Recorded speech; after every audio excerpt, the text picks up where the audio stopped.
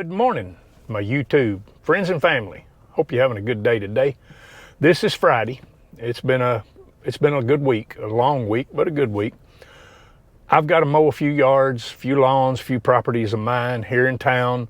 And then around noonish, we're going to go up to another town where my Spanish guys are. Had a house come back to me, so we'll go back up there and look at that house. I'll tell you what they've done to it. I'll tell you the little story about it coming back to me. And I've had another house come back to me here in town. It's got a little story with it.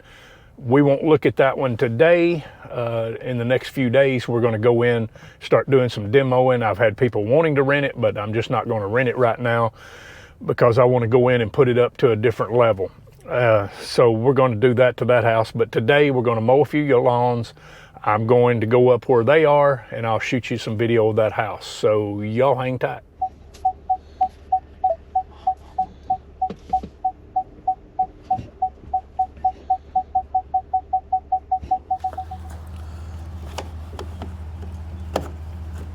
Ford dropped the ball right here on these hooks.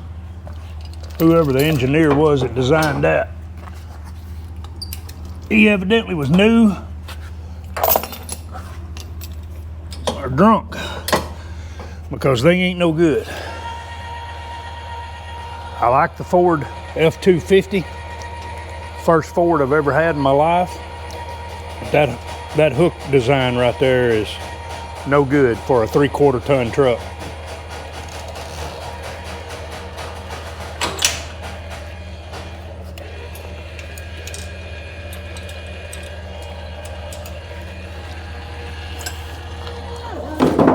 Might have been a little dark in there. I didn't flip on the lights. Well, I'm getting started here on my big lot. I've already got, the camera might pick it up, the banks are mowed. I can tell you that I like the Grasshopper. I like it. It's easier on my body, my legs, than standing. But if I was a younger man and mowing, I can tell you, hands down, that stander, that Ferris stander, man, it mows good. This mower mows good. I'll tell you more in just a minute. But man, when it comes to mowing them banks, that Ferris stander would stay on there like a billy goat. No comparison with that. Also, this mower, you have to really be careful with this edge digging in. That Ferris, and if you ever look at a Ferris, that Z3, it's got all those bars coming out that goes to the front end. Man, that thing just would contour with the ground. You didn't have to worry about it scalping or digging in. And you got to watch this. It will go down on you on the corner like this. I'll just show you an example right here. This is really, and I know cameras don't do good picking heels up and stuff, but this is just one example right here. You can see where the deck was hitting the ground, going down here. I was coming off of this hill right here and it went in. You did not have to worry about that with that Ferris. Man, it just contoured with the ground and mowed better in that sense. Now on a good place like this, I can't tell any difference in it. The Grasshopper does fine, and it's better on my knee sitting down, I can tell you that. I like this. I bought me a little old styrofoam cooler. This is the Milwaukee M12 sprayer, and it rides right up there, and that makes it handy on me to spray around stop signs, telephone poles, just different things I need to spray around. So I like that. I will tell you that M12 sprayer it's good. The M18, Milwaukee should have sent out a newsletter and said, we made a junk product that's hit or miss. Some of these work good, some of these don't. Like, I can put one tank on and it works good. I can put another tank on and it'll start quitting. And so I just got to where I don't use it much. That should have been one that they sent out a newsletter. Hey, we made a mess here. We made a mistake. And any store that sells Milwaukee, just take it back. We'll give you your money back, because it's no count. But the M12 is good. I bought 3 tanks so I can just switch them out.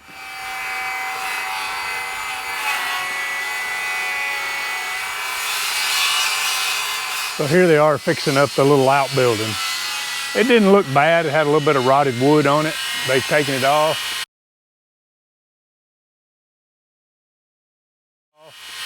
Put new wood on, they're painting it now. They're amazing, I'll tell you that. So here's the house I had come back to me. If you've been with the channel for a while, you'll recognize this house. It's been a year or a little more since we've been in here. This guy was about 6 months. And when we get inside, I'll tell you a little more about this. That tree right there fell on the corner of the house, and so they have redone the corner there. It had popped it open.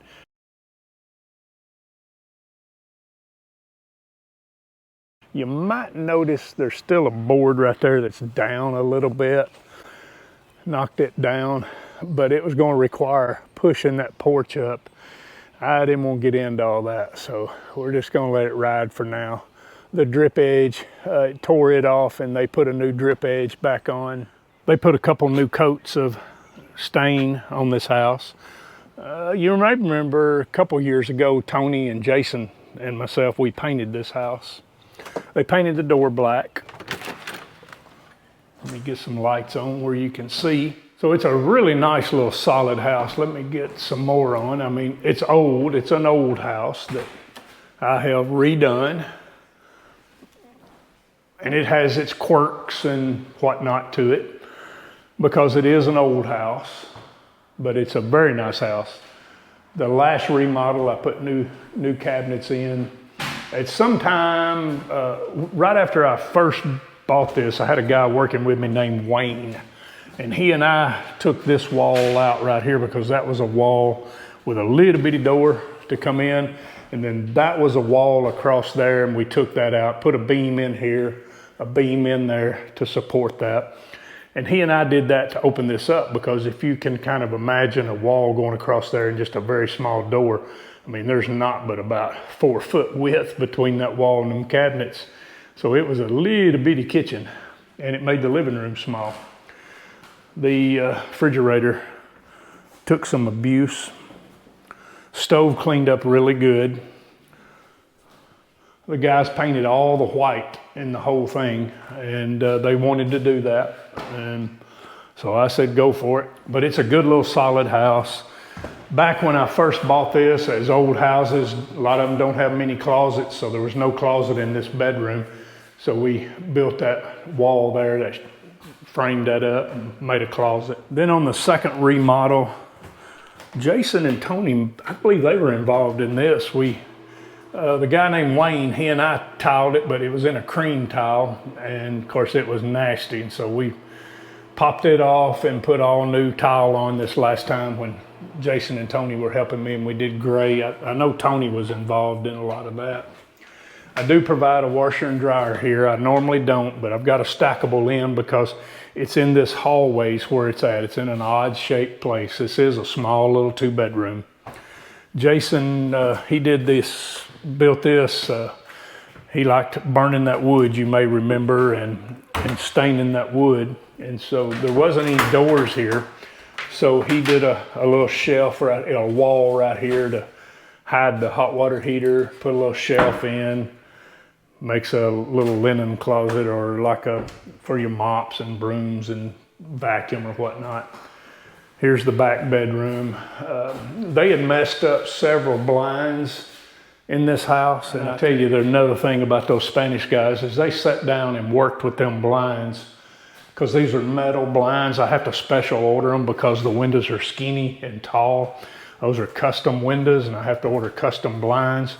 And those blinds, they had crinked a bunch of them up, messed them up, and they're very expensive. And they sat down. And because I know that blind there was all messed up, and they sat down and straightened them. And again, like I said, they just nothing but amaze me. But anyway, this is this house. It's up for rent, and I'll tell you more about that in just a second. But the guy that moved in here, he was a single guy, and when he was moving in, I gave him the speech I give all single women, all single men. It's not going to be a week or two, a month, 2 months max. And you're going to move a girl in, or if it's a girl, she's going to move a guy in. Oh, no. Well, it was and he was doing great. He was doing great, paying his rent, having no trouble.